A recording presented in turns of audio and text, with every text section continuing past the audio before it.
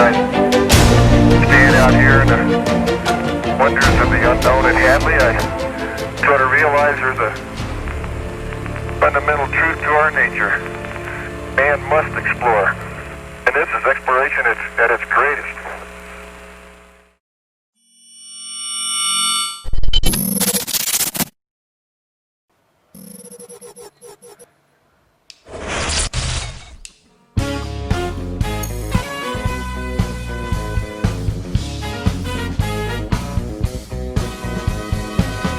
Tell me, doctor, where are we going this time?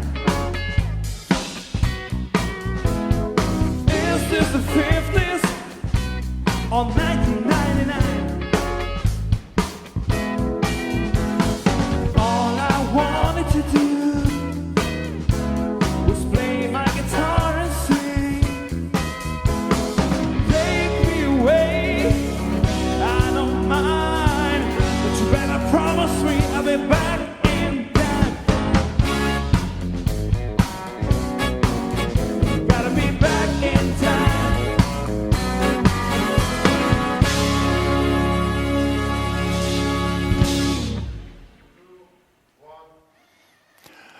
Well, here we are, and all ready to go. The very beginning of our presentation will come from Netwrix.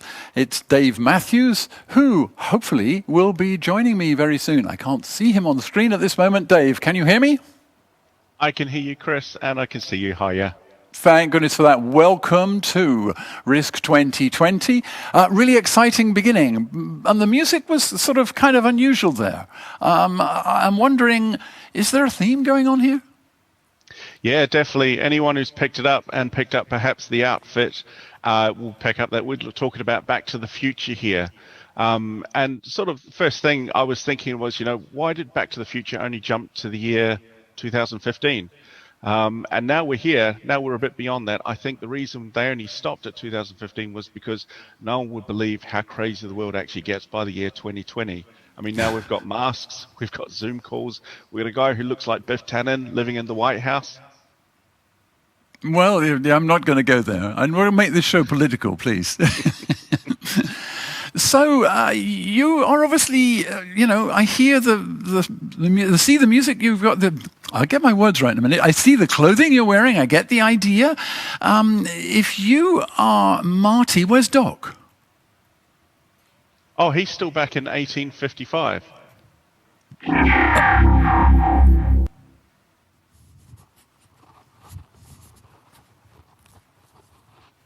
Marty, what are you doing here? Aren't you supposed to be in 1855? No, Doc, I'm here in 2020. 2020, gosh. How did it end up so far in the future? I gotta run, guys. Well, I think we just get on with this. It's going crazy. This is obviously an important theme to you, the idea of being back to the future. That's it. Well, like I said, 2020, it's so unbelievable. Even Doc doesn't want to be here. But really, like I said, the theme of our presentation is going to be turning back the clock. It's about having a plan when everything goes crazy. And in my experience, working in cybersecurity, things tend to do go crazy a lot of the time. In the last 20 years, while working in IT, I've seen a lot of data-related events. Some of them have been really simple, hardware failure, user errors, coffee-related incidents. Some of them have been a bit more malicious. You see data theft, hardware goes missing, cybersecurity attacks and malware, and then some have been much larger in scale as well. I've experienced natural disasters such as earthquakes and flooding. We've even had terror-related incidents. Those ones that are especially difficult to deal with because suddenly you're finding yourself without any physical access to your office or to your IT infrastructure. And so that's what I want to be talking about today, is having a plan for when it all goes wrong so that you don't need to worry about turning back the clock. I guess that makes sense. I mean, we all need to think about what may well happen and have some kind of prediction and hopes that it won't, but it always does. I think we should get on with it, don't you, Dave? I think, let's get straight into your presentation for today. Absolutely. Thank you very much. So really, At Netwrix, what I want to start with is helping us to accept the age that we are actually living in. Really, we're living in an era of assumed breach. Or to put it another way, that there are malicious users or threat applications that are already at work inside of your network. So to reach that point, we should recognize some of those tectonic shifts that we've had in our data security that have brought us to this place. To start with the cloud, it's essentially killed our traditional security model. Gone are those good old days where we were working, maintaining our antivirus and having a firewall policy in place. And now what we're doing is we're living in a much more complicated data estate where we're having to basically maintain or protect ourselves against multiple threat actors and access points. On top of this, of course, you're finding that your data is growing at an exponential rate. So this continues to grow as well, day to day, well beyond a normal data security team's control. Gartner themselves anticipate that data volumes will grow by 800% by the year 2022, and that 80% of this is going to be unstructured data. So I'm talking about emails and documents and user-generated content that may or may not contain critical information. I mentioned before data theft, and that and other breaches are becoming a lot more frequent, or maybe they're just becoming a lot more public. And of course, they're coming a lot more public because they're becoming a lot more costly, both in financial and in damage to our reputations. This trend is making data security itself a lot less of an IT problem, much more of a business problem. The average cost of a breach itself is actually, it reached almost $4 million in 2019. That Equifax breach itself was estimated to have cost a staggering $1.4 billion. So thank goodness those guys had friends in high places, because the truth is, according to Inc.com, almost 60% of small businesses fold within 6 months of a successful cyber attack. Lastly, of course, to combat this ever-changing security landscape, compliance requirements themselves are rapidly shifting and implementing increasingly strict data confidentiality requirements to protect our data, or to at least push us in the direction of protecting our data. In the last 3 years, we've started dealing with GDPR, CCPA, and now we've got that POPI Act coming in South Africa. Organizations themselves are beginning to realize that simply responding to the latest data threat isn't going to be enough to protect them from a breach or the stiff compliance penalties. As of January earlier this year, GDPR authorities had already levied over 150 fines to European organizations, and that totaled more than 430 million euros. According to GDPR enforcement trackers, 77% of that was due to insufficient technical or organizational measures that were appropriate to protect those security controls that they had in place there. So if any of these reality checks are taken into account, are they influencing your security processes, your decisions that you're making moving forwards? Because the other part of the problem is with these processes, security itself can be a bit misunderstood. Many organizations are approaching security with no real idea of what that actually means. We've got myth and expectation that's fueling what we see in the media, and also what we're being told by various security vendors that we meet with. Many organizations, especially those with the larger budgets, assume that solving data security is a technology problem, and that we just need to throw additional tools at it, and that's going to guarantee us better visibility and control. But smaller organizations that have tighter margins, they don't know where to start either. They usually just jump on the latest technology that promises to answer a range of requirements. Personally, in 2020, I've spoken to more customers this year who were dissatisfied with the security platform they've purchased that wasn't managing to do what they brought it in for. And I would say this year I've probably spent more time talking to customers in that position than I had in the total of the 3 years prior. The result of all this activity, of course, is most organizations are burning budgets.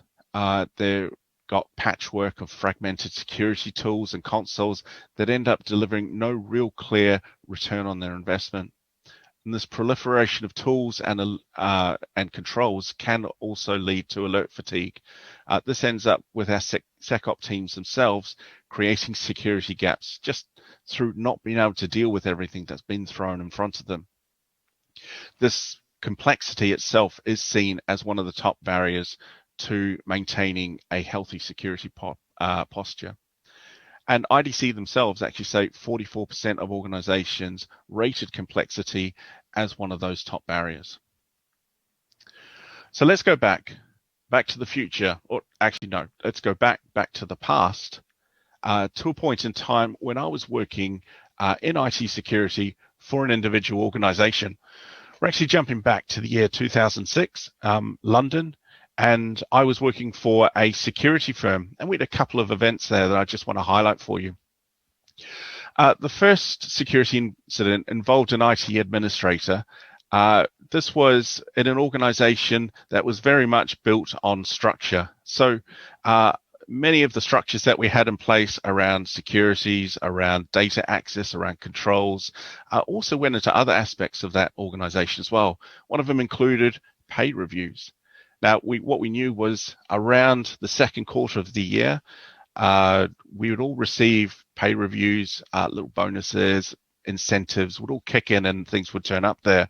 It was a very exciting time because it often led to you earning, maybe 20% or sorry, not 20%, 20 pence more per week or something similar there, really exciting stuff.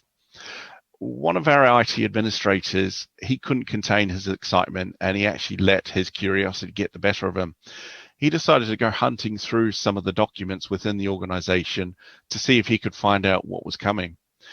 Now, he was, as an IT admin, he had one of those administration accounts, super admins, where we had privileged access, and it was unmonitored access as well that we had set up there.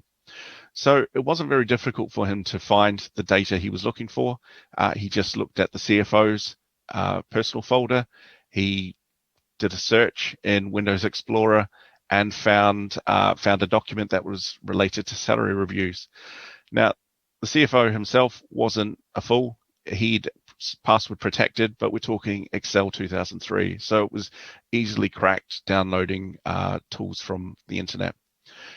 The IT administrator got in, he found this information, knew exactly what he was going to be getting, and yeah, he was quite happy with himself. None of us would have been any the wiser if he hadn't started to brag about it. He got really proud of himself. At this firm, it was very much, it was a work hard, play hard type organization. So we did work long hours, but we also took time as a team to socialize together. So we'd often go for drinks out after work. And one evening we were out for drinks and he started chatting to us about what we were getting in our pay reviews or what other people were earning. It was actually really personal stuff. And we didn't find it very funny at all, about as funny as a screen door on a battleship. It was, he was telling us very personal information that he had access to. So anyway, knowing about that, we were able to identify there was a gap, close that gap. That guy did end up looking for work elsewhere as well shortly after there, but we had a breach that we hadn't been aware of because we didn't have appropriate visibility as to what was happening with our privileged users in our organization. The second incident that occurred after this was just shortly after I left the organization. I actually moved back to New Zealand in 2007, but I did some contract work for this company. So continued to dial in and do a little bit of remote work every now and again as and when it was needed to be handled. One evening I was looking to apply an update. It was something that was going to impact most of the users in the organization, software that they were using. So I had to apply this outside of office hours. So it was the afternoon in New Zealand, about 3 a.m. in London in the UK. I tried to dial in and I couldn't get access to the system. My password was being rejected. Realized that probably passwords expired or some settings have changed. So, okay, I want to get this done. I don't want them to have to wait over the weekend for the update to be applied. And I can't ring anyone at 3 a.m. in London. So I had to think. And of course, there was one of the privileged users, one of the partners actually in this law firm. He was one of these old school guys who was sort of given at large. I've been here for 30 years. You don't need to enforce these password policies on me. I know how to protect my data, that sort of thing. I think we've all dealt with someone like that. So he was always a bit difficult, and you had to handle him with kid gloves. When we implemented a password policy, he did follow the letter of the law, but he didn't really follow the spirit of the law. And what he actually did was he had a password which was something like the month and the number of the month. So his password for January was January 01. His password for September was September 09, and similar there. So very easy to guess. Because he was one of the privileged users, I decided, okay, I can probably get access with his account, unlock my account, and then I can go back and do the work that I needed to do, which I was able to do. I accomplished that, got in, got out, and of course I was wearing my white hat that day, so I did good while I had access there. But what happened afterwards was about maybe 3-4 weeks later, I got a call from the new IT manager who had taken over for me, and she asked, Dave, have you made any changes recently? I filled her in on the change I had made, and asked, is everything okay? Did it go all right? It turned out it was unrelated to what I'd done, but that had a significant breach. Someone had actually broken in, that accessed the document management system, and that erased a bunch of files related to one particular case, a fairly high profile case that they were dealing with at the time. Not only that, they'd gone into the backup policy and that actually removed that data from the backup policy as well. So this person had knowledge of the system and knowledge of the processes that were in place and had removed very critical information. Thankfully, we had a decent backup policy in place, so that wasn't the only failover that we had. We were able to deal with that, get the data, or at least they were able to deal with it. It wasn't my problem anymore. I was living on the other side of the world. But they were able to deal with that problem, get that sorted, and of course, with a bit more visibility around access and similar there, and proper enforcement of password policies, they probably could have avoided that breach that occurred there.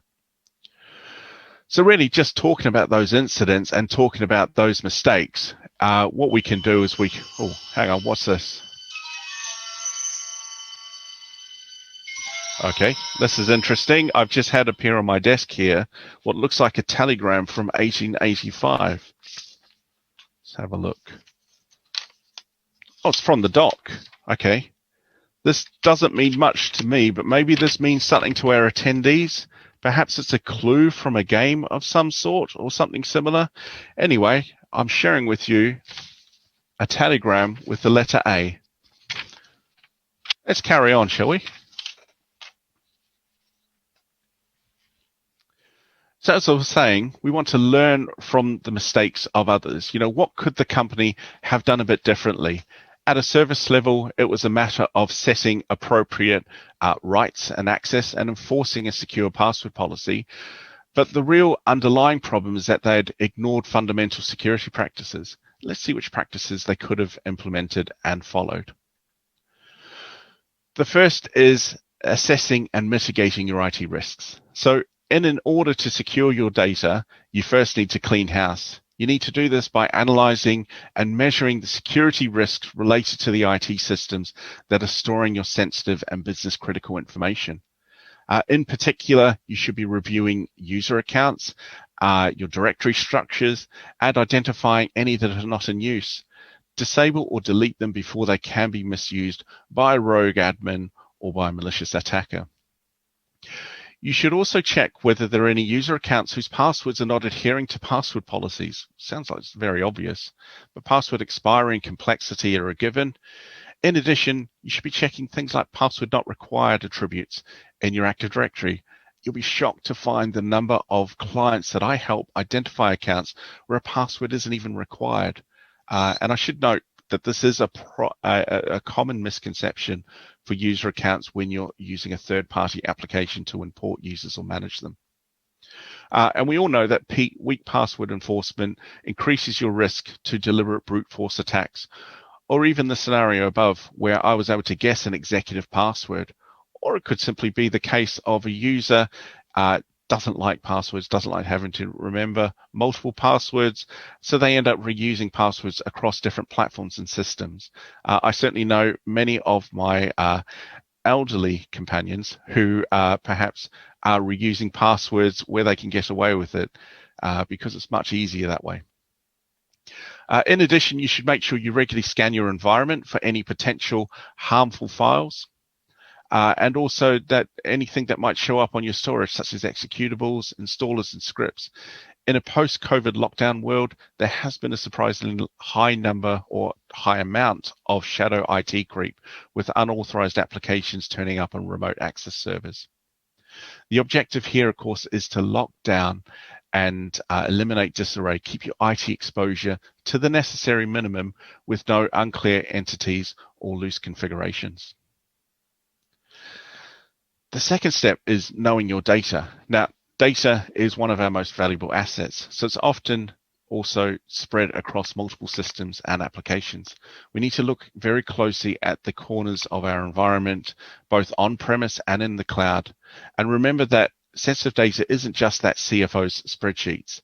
Organizations are storing critical information in databases, and lots of business processes themselves are very dependent on them. Without that data, we can cease operations, and that means downtime and significant cost. Almost 88% of organizations store their critical or sensitive data on databases and servers. So we need to ensure that we are appropriately monitoring and protecting that. And while we're at it, let's talk about email. Do we know how much sensitive data we have resting in our users' mailboxes right now? Personal email in the body of a message, payment information, could be attached to a PDF. It's essential that we have deep insight into the sensitivity of both structured and unstructured data. And we should also recognize we can't protect all data equally. Access and control varies from system to system.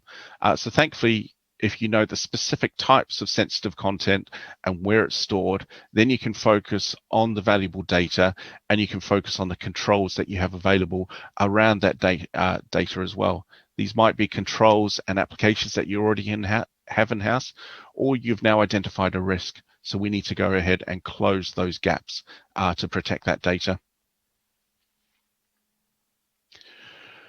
In a recent Ponemon study, 74% of respondents said that they had access to customer contact lists, employee records, and financial reports, as well as other confidential information.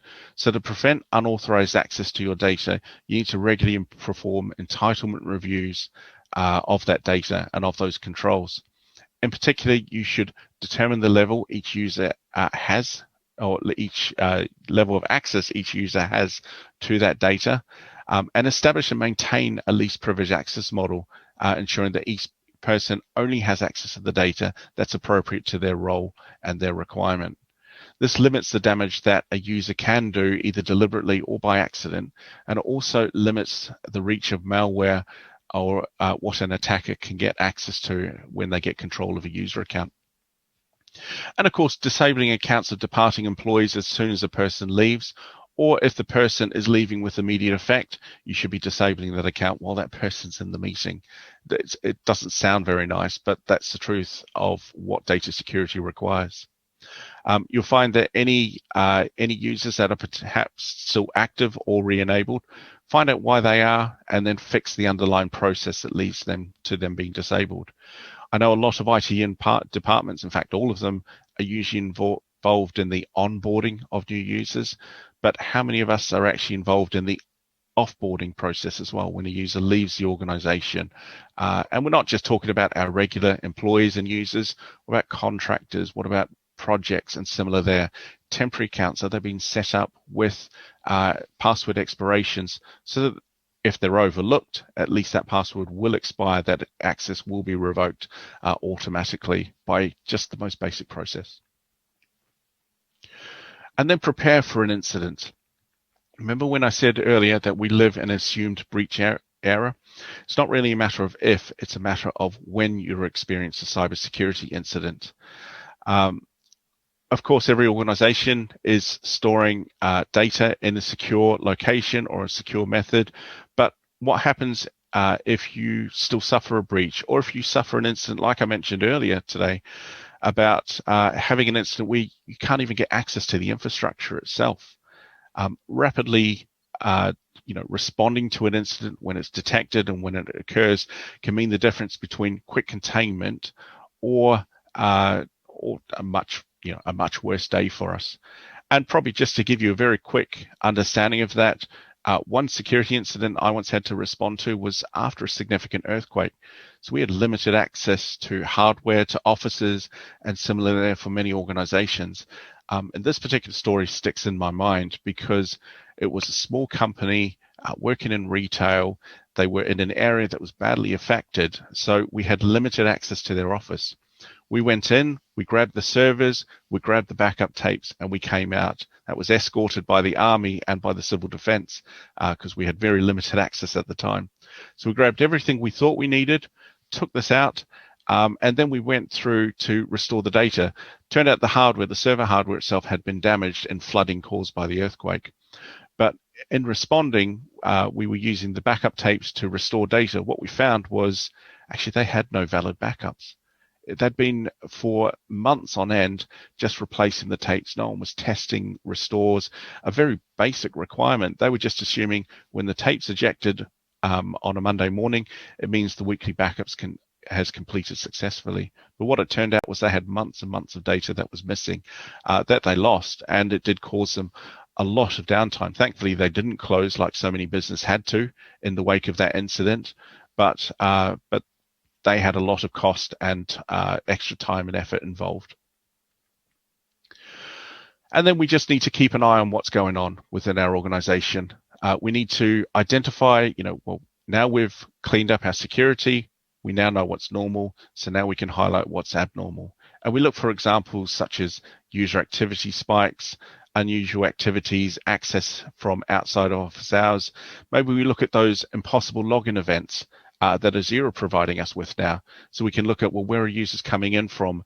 Are they jumping from different points of infrastructure across the globe or similar there? We need to have a much better view of who's accessing what, when and where, and also how they're accessing that data. Especially today as well, we're in a post-COVID world where we have a lot of tele workers regularly logging into our networks remotely. We need to understand that those users are now operating pretty much unsupervised. So we need to know what they're doing so that we can identify this is normal, this is expected behavior, and if anything falls outside of that remit, then we can respond appropriately. And that means that there's no need for a time machine. There's no need to want to roll back the clock. The key idea is really what I wanted you to take away here is that every organization, regardless of size or industry, is going to be vulnerable to interruption and data breach. And that the best way to improve your data security is to get back to those security basics, regularly identifying and mitigating risks in your IT systems, understanding what data needs to be protected and minimizing exposure, and then look at your user activities so you know what's normal and you can respond to the abnormal before you encounter a breach. That way, you won't ever need to go back in time. You won't need to wish that you were delivering stronger data security for your organization there. So I'm Dave Matthews or Marty McFly, depending on who you're talking to. And I want to thank you for your time today. If you want to know more about how the Netwrix team can help improve your data security or help you with a data breach prevention plan, then we're all online over at the Risk 2020 booth and we're ready to talk to you. So with that, I'm going to make like a tree and get out of here, but perhaps we have time for questions as well. I don't know whether we have any questions for you, actually, Dave. That's something we didn't talk about a lot. Questions back into it. It's been really interesting, though, and I've always had this issue with passwords. How many passwords can a human being cope with? Because in a private world, you have dozens of them. Is there a solution? I mean, the solution I'm running with now is I have a password manager. So I have one password that I need to remember. Everything else is stored in this password manager. And there are multiple applications out there, whether you're using Windows, Android, if you've got iOS, Apple phones. There are solutions out there. Just talk to someone in IT security. They'll be able to point you to the best solution for your requirement. That's a good piece of advice for everybody, I'm sure. Dave Matthews from the UK, thank you very much indeed.